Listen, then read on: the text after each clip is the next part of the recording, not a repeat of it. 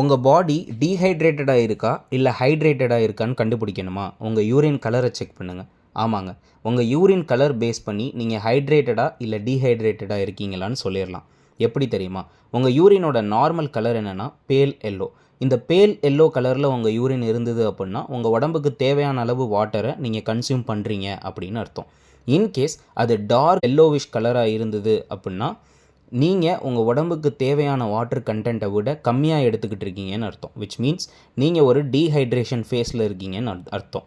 So நீங்கள் அதிகமாக வாட்டரை கன்சியூம் பண்ணணும்.